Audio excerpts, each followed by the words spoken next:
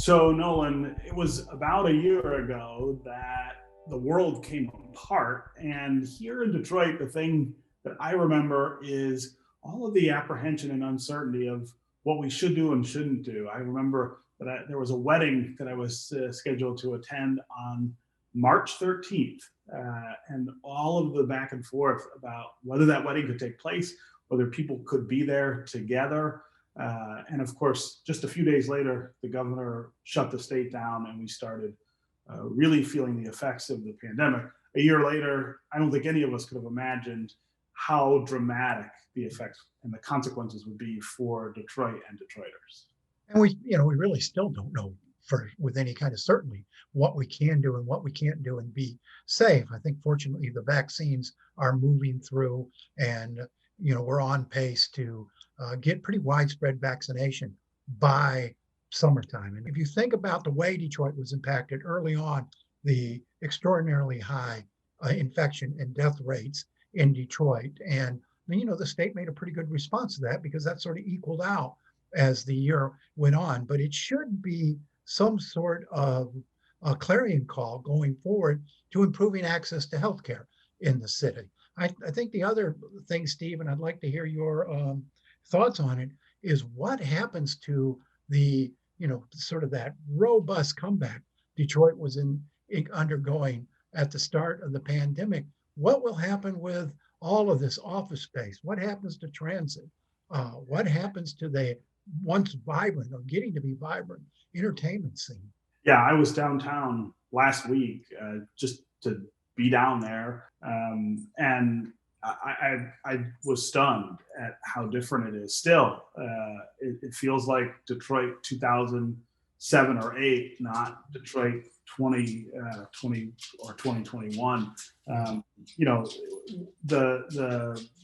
We were just on the edge, I feel like, of really having that critical density Yes. that we were trying to build downtown in terms of both working and entertainment.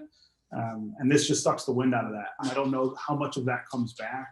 I think, and that has implications for all kinds of other areas of the city as well. I think that if you're the mayor or the council, is one of your primary concerns going forward is how do you rebuild that momentum. I also feel like we're not quite there as Detroiters because the personal toll of this in Detroit is just different than it was other places, as you point out.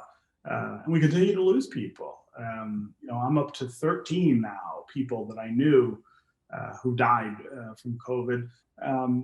It's just unfathomable how many people won't be around. I was just gathering up my dry cleaning when it hit me. Oh, my dry cleaner died a few weeks ago. I don't have a dry cleaner anymore. But if you look in Detroit at all this commercial space that went online over the last 3 years, we don't know that people are going to be returning to workspaces in the manner they worked before the pandemic. We've learned a lot about how people need to be deployed and what's possible we can do through a remote workforce. I think that very expensive downtown office space is now vulnerable because, again, a lot of money was spent developing it and it hasn't been paid for yet.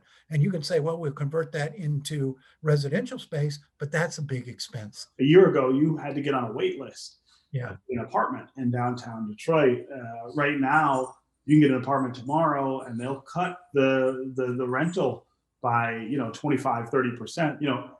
The entire premise for density, which is what we were trying to build down there, looks different now. For us, it means more because we were just getting to the point. We were just there, and you don't hear anybody talking about mass transit now, and there's no certainty about where that's going to go because if the commuter workforce is gone, the case for a very expensive, comprehensive mass transit plan is harder to make. I think there's a lot of things we're going to find here over the next few months that just will never be normal again. You can find more at onedetroitpbs.org or subscribe to our social media channels and sign up for our One Detroit newsletter.